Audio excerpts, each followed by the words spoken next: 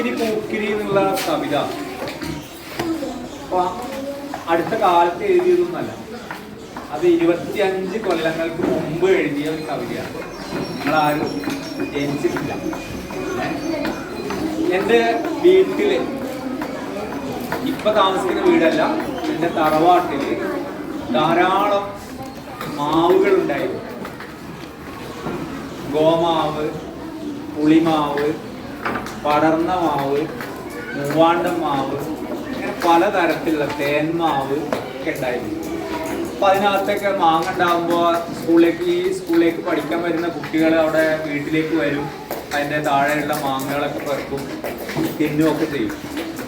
അങ്ങനെ മുത്തശ്ശി പറയുന്ന ഒരു വാക്ക് ആയിരുന്നു കാക്കിരി പൂക്കിരി എന്നുള്ളത്. എൻ്റെ അർത്ഥം എനിക്ക് അന്ന് മനസ്സിലായിരുന്നില്ല.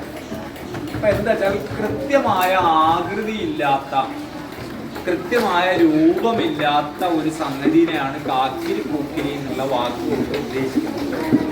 വീട്ടിലൊക്കെ മുറിയൊക്കെ അലങ്കോലപ്പെട്ട് കിടക്കുമ്പോൾ മുത്തശ്ശി പറയും, ഇതെന്താണ് ആകെ കാക്കിരി പൂക്കിരി ആക്കിയിരിക്കുന്നത് എന്ന് ചോദിക്കും. അങ്ങനെയാണ് ഈ ഒരു വാക്ക് എൻ്റെ മനസ്സിലേക്ക് വന്നത്. നമ്മുടെ ഈ പ്രദേശത്ത് പറയുന്ന ഒരു നാടൻ വാക്കാണ് കാക്കിരി പൂക്കിരി. കേരളത്തിൻ്റെ എല്ലാ ഭാഗത്തും അങ്ങനെ പറയില്ല.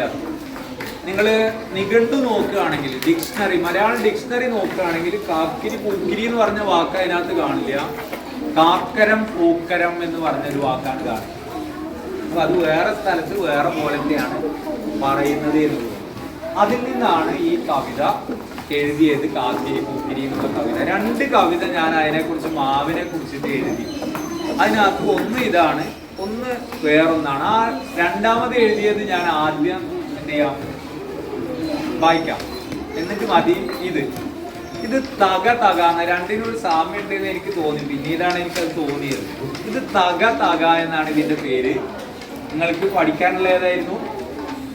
ഏതാണ്? അത് കാക്കിരി പൂക്കിരി എന്നാണ്. ഇതാണ്.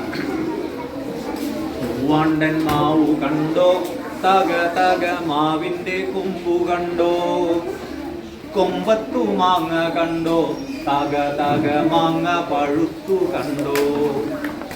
മൂവാണ്ടൻ മാവു കണ്ടോ, തക തക മാവിന്റെ കൊമ്പു കണ്ടോ, കൊമ്പത്തു മാങ്ങ കണ്ടോ, തക തക മാങ്ങ പഴുത്തു കണ്ടോ. അണ്ണാനെ ഓടിവായോ, തക തക മാങ്ങ താഴത്തു തായോ, നൊട്ടി നുണച്ചിറക്കാം, തക തക മാമ്പഴത്തേൻ തകത. അണ്ണാനെ ഓടിവായോ, തക തക മാങ്ങ താഴത്തു തായോ, നൊട്ടി നുണച്ചിറക്കാം, തക തക മാമ്പഴത്തേൻ തകത. ഇതിന് മാമ്പഴത്തേനുണ്ട്. പിന്നെയാണ് എനിക്ക് മനസ്സിലായത് ഈ കവിതയും കാക്കിരി പൂക്കിരിയും ഇതുമായിട്ട് ബന്ധമുണ്ട് എന്ന് പിന്നീടാണ് തോന്നിയത്. രണ്ടും ആ ഒരു മാവുമായിട്ട് ബന്ധപ്പെട്ടിട്ടാണ് വന്നത് എന്നേ ഉള്ളൂ. തൂവൽ എന്ന് പറയുന്ന ഈ പുസ്തകത്തിലാണ് നിങ്ങളുടെ കാക്കിരി പൂക്കിരി എന്നുള്ള കവിത ഉള്ളത്. അപ്പൊ അതിൽ നിന്ന് തന്നെയാണ് ഞാൻ ചൊല്ലുന്നത്. കാക്കിരി പൂക്കിരി കണ്ട മനസ്സിലാവും. കാക്കിരി പൂക്കിരി തെന്മാവിന്റെ എത്താക്കൊമ്പത്ത്, കാക്കിരി പൂക്കിരി മാങ്ങകളം, കാക്കിരി പൂക്കിരി തെന്മാവിന്റെ എത്താക്കൊമ്പത്ത്, എത്താക്കൊമ്പത്ത്, കാക്കിരി പൂക്കിരി മാങ്ങകളങ്ങനെ പഴുത്തു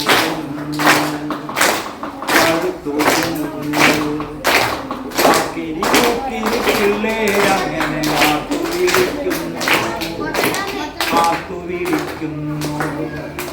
കാക്കിരി പൂക്കിരി കാറ്റിൻ കയ്യുകൾ കൊമ്പു കുലുക്കുന്നു, കൊമ്പു കുലുക്കുന്നു. കാക്കിരി പൂക്കിരി 4-5 നീലത്തു വീഴുന്നു, നീലത്തു വീഴുന്നു. കാക്കിരി പൂക്കിരി തേൻതുള്ളികളി നാവിനും സമ്മാനം, ഈ നാവിനും സമ്മാനം, ഈ നാവിനും സമ്മാനം. വിശകലനത്തിന്